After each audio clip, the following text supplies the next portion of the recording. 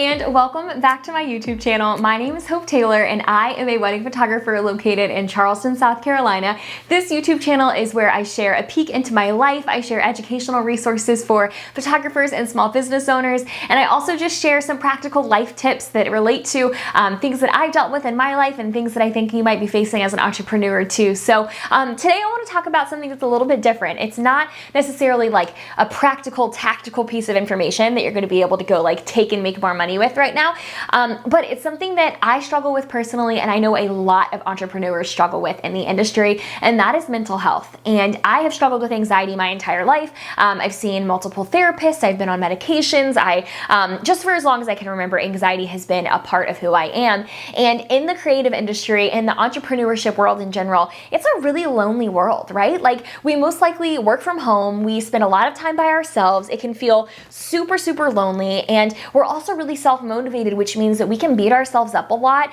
If anything bad happens, if we fail at something, we feel like it reflects only on us, which in some cases is true because the world of entrepreneurship just really depends a lot on us. It's a lot of weight to carry. And so in the world of entrepreneurship and just in life in general, I wanted to share some of my practical tips for how I cope with anxiety, and some practical ways to change your like daily routines or your workflows or your mindsets to help you better cope with anxiety, which in turn, I believe, helps you serve your clients better, show up better for the people around you, and just overall have better relationships and a better quality of life. So I wanted to walk through 5 things that I do in my own life to help you cope with your anxiety or your mental health, or just protect your mental health in your life, whether you're an entrepreneur or not. I think that these tips could be super helpful to you. So number 1, biggest tip, first thing I did in my business when I realized that my mental health was at risk and struggling a little bit, is I turned off all of my notifications on my phone.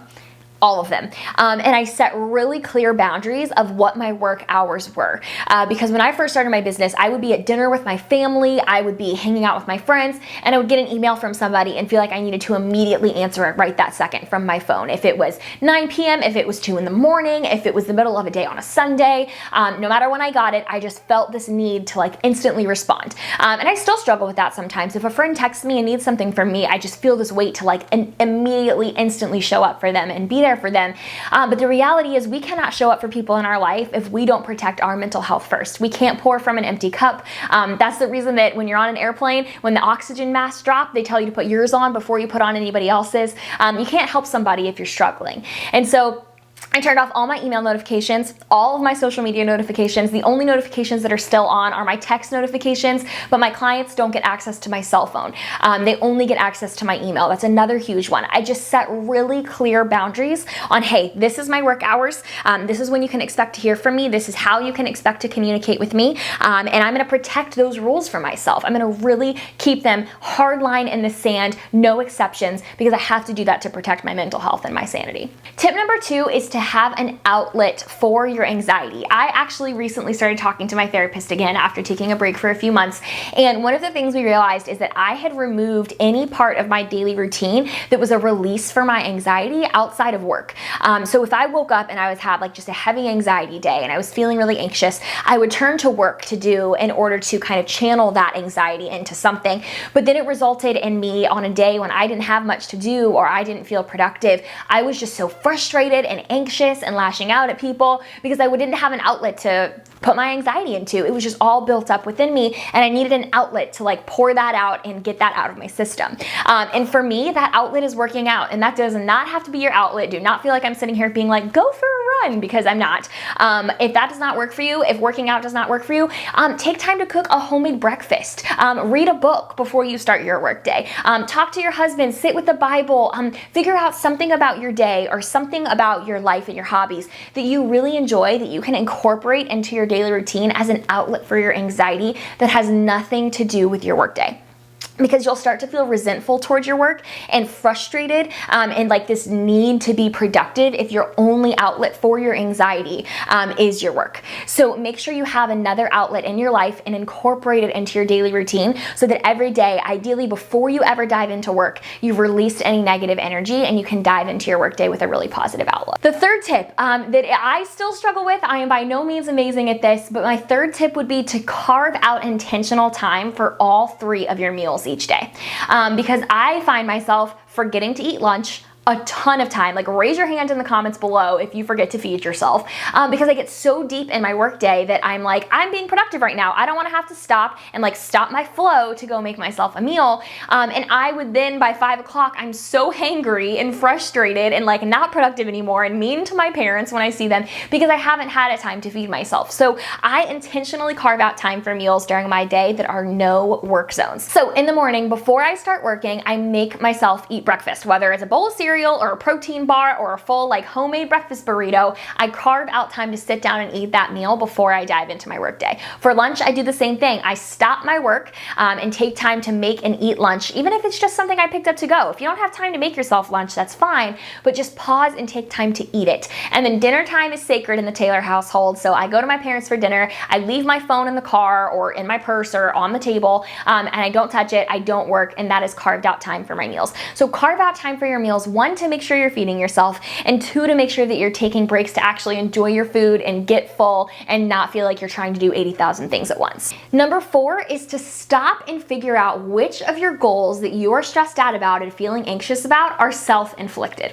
And this is a big one for me because I will wake up one day and just feel so anxious, and I'm like, Hope, you need to post on Instagram this morning. Like, why can't you come up with something to post? Why haven't you posted yet? Everybody else has posted. It's noon and you haven't gotten a post up. And I just start going into this thought process of like, Hope, you're a horrible business owner. Like, you don't know what you're doing. Why can't you be productive? And that's a self-inflicted thing on my to-do list. Like, there's nothing saying that I actually need to post on Instagram this morning. Nobody's gonna die if I don't post on Instagram. Nothing in my business is gonna be negatively affected if I don't post. There's nothing about that that's reality. My therapist always says to me, Hope, what are the facts? Like, what are the facts of the situation? The facts are that it's really not gonna matter if I post on Instagram today. If I disappeared for 6 months, that would matter. But if I don't post today, nothing's gonna happen. I'm the only one that's expecting me to post this morning. My followers aren't sitting at home like twiddling their thumbs, waiting for me to post. I'm the only one that's putting that pressure on myself. And nobody is being negatively affected if I take a break from Instagram for today. So just remember to remind yourself of the realities of the things that you're putting pressure on yourself about. Do you really need to send that email, or can it wait one more day? Do you really need to get that project done by tomorrow, or could you wait another week? Is that a self-inflicted deadline, or is that really urgent? Really think through those things when you're starting to feel anxious about your to-dos, because 9 times out of 10, I find that mine are self-inflicted.